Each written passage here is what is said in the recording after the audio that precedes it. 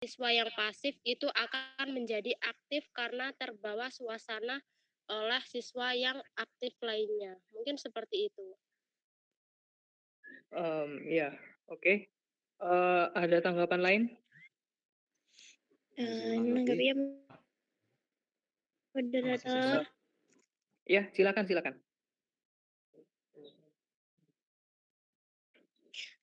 Setuju sih sama Mbak Julfa tadi ya, kayak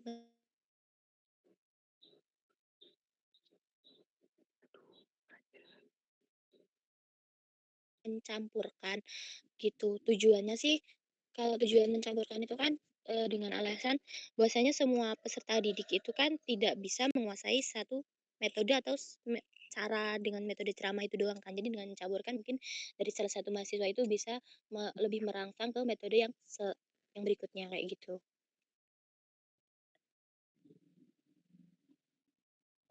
Oke, oke. Bagaimana Mas Fakih? Ada tanggapan? Ya, saya setuju sih. Saya rasa sudah cukup ya dari tanggapan Mbak Sesi sama Mbak Silpa. Saya setuju, saya bersependapat dengan mereka berdua. Seperti itu.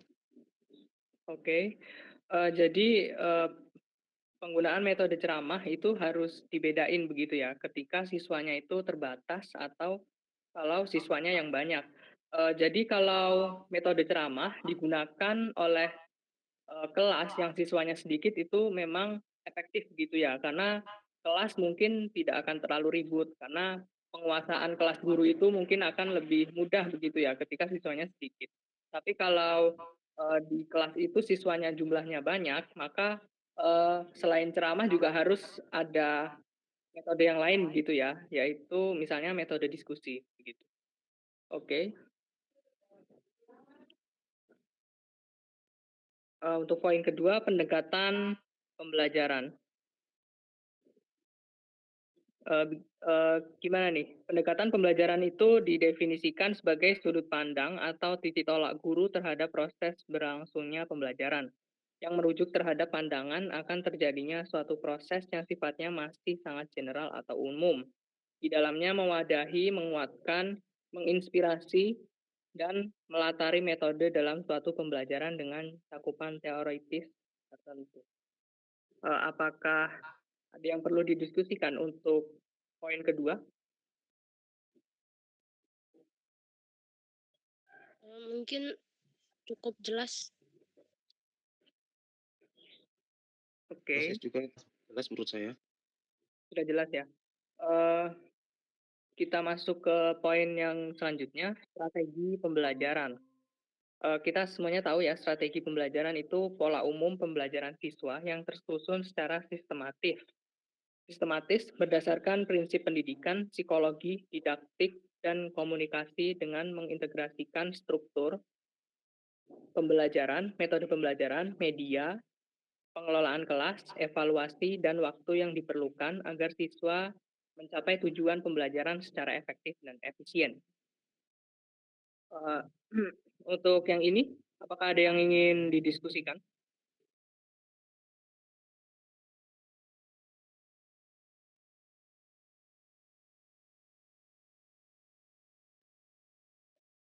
Izin menanggapi, moderator.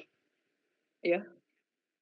Nah, dari strategi ini lebih ke itu sih ya, dari modal gurunya gimana mau memilih dalam pendekatan. Jadi dalam strategi ini bersifatnya itu subjektif ya. Jadi kita nggak bisa menyatakan kalau misalnya nih strategi kita nih yang ceramah itu wajib pakai ceramah agar semua orang bisa.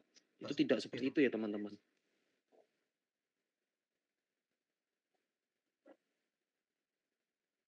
Oh, gitu. Jadi itu sifatnya subjektif. Iya, iya, iya. Apakah ada juga tanggapan untuk yang lainnya?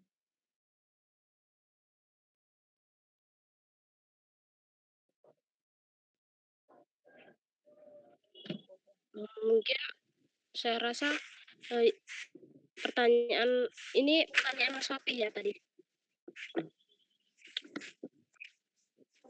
Iya, Mbak Zulfa. Jadi itu kayak ini apa? Misal nih, Memberikan tanggapan begitu ya, Mas Fakih? ya Jadi nggak harus kita nih ada orang ngomong, "Pakai ceramah itu aja, kan itu pasti bisa semua orang bisa." Itu tidak seperti itu, karena kan setiap orang beda-beda, seperti itu kan teman-teman? Mmm, Iya. kalau saya sendiri sih ya iya, sepertinya begitu. Karena, selain secara subjektif, sepertinya metode ceramah, kalau sebagai strategi pembelajaran itu nggak selalu efektif begitu, kalau menurut saya begitu. Kalau yang lain bagaimana? Ya, kita menggunakan metode pembelajaran itu bisa disesuaikan dengan, pertama bisa disesuaikan dengan murid atau siswanya ya, kemudian materi pembelajaran yang akan disampaikan. Kalau materi yang disampaikan itu seperti matematika, mungkin tidak bisa metode ceramah itu ditetapkan, mungkin begitu? Iya benar-benar, saya sangat setuju untuk itu. Baiklah, kalau begitu kita lanjutkan ya. Untuk metode pembelajaran tadi kan, sudah ada sedikit pembahasan juga, kita masuk saja ke poin terakhir, model pembelajaran. Model pembelajaran itu bentuk pembelajaran yang tergambarkan dari awal sampai akhir pembelajaran, yang dikemas secara khas oleh seorang pendidik atau guru. Dengan kata lain, model pembelajaran itu bingkai atau bungkus dari pengaplikasian suatu metode, pendekatan, dan teknik pembelajaran. Model pembelajaran adalah contoh pola atau struktur pembelajaran siswa yang didesain, diterapkan, dan dievaluasi secara sistematis dalam rangka mencapai tujuan dari pembelajaran. Bagaimana untuk poin yang terakhir ini? Apakah sudah jelas atau ada yang ingin didiskusikan atau ada yang ingin ditanyakan?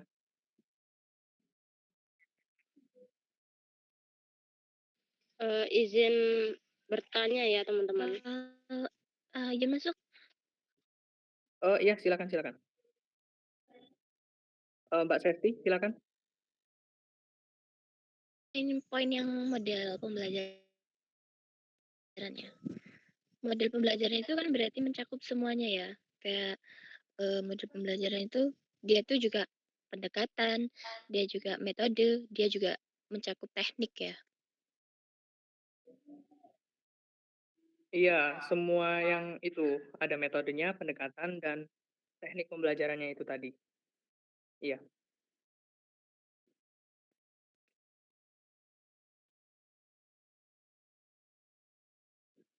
Bagaimana untuk Mbak Zulfa Nurani?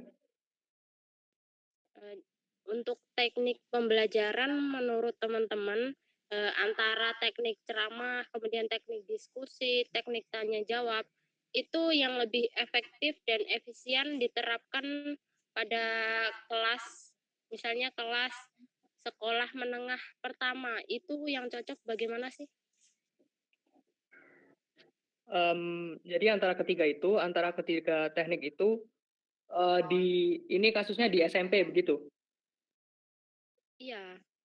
Dari ketiga itu mana yang efektif begitu ya? Oke. Bagaimana untuk pertanyaan Mbak Zulfa? Apakah Bisa ada yang diulang pertanyaannya tadi? Soalnya putus tadi suaranya. Dari teknik pembelajaran antara teknik ceramah, kemudian teknik diskusi, dan teknik tanya jawab yang cocok diterapkan pada sekolah menengah pertama, itu yang efektif yang mana ya? Izin menanggapi ya, moderator. iya, silakan silakan. Kalau menurut saya sendiri, ketiga teknik itu cocok semua, efektif juga.